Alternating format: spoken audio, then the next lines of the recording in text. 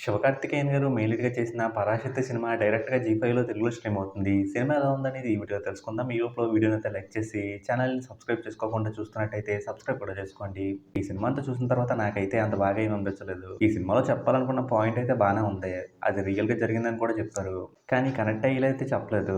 శివకార్తికేయన్ గారి నుంచి వచ్చిన సినిమాలు ఫ్లాప్ అయినా సరే నాకైతే బానే అనిపిస్తాయి. ఆయన చేసిన 'ప్రిన్స్', 'మహావీరుడు', రీసెంట్‌గా వచ్చిన 'మద్రాసి' సినిమాలు కూడా నాకైతే పర్వాలేదు అనిపించాయి. కానీ ఈ సినిమా అయితే అలా అనిపించలేదు. ఈ సినిమా అంతా కూడా ఒక ఇష్యూ కోసం పోరాటం చేస్తా ఉంటారు. దాన్ని ప్రాపర్‌గా స్టార్ట్ చేసినట్టు అనిపించలేదు. ముందు ఆ ఇష్యూ వల్ల వచ్చే ప్రాబ్లమ్స్‌ని చూపించి, ఆ తర్వాత పోరాటం స్టార్ట్ చేసినట్టు చూపించుంటే బాగుండేదేమో అనిపించింది.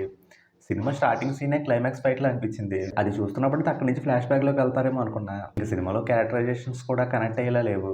ఇంక సినిమాలో ఉన్న బ్రదర్ సెంటిమెంటు, లవ్ ట్రాక్ కూడా అంతంత మాత్రంగానే అనిపించాయి. సినిమాలో జయం రవి గారు విలన్‌గా బానే చేశారు. కాకపోతే ఆ క్యారెక్టర్‌కి ఆయన్నే తీసుకోవాలా అని అనిపించింది. సినిమా సెకండ్ హాఫ్ అంతా కూడా పోరాటం అంటేనే ఉన్నారు. అదెందుకో ఇంట్రెస్టింగ్‌గా ముందుకెళ్తున్నట్టు అనిపించలేదు. ఏదో సాగుకుంటూ వెళ్తున్న ఫీలింగ్ వచ్చింది. 'ఆకాశం నీ హద్దురా' సినిమాలో కూడా హీరో ఒకటి అవ్వాలనుకుని దానికోసం పోరాడుతూ ఉంటాడు.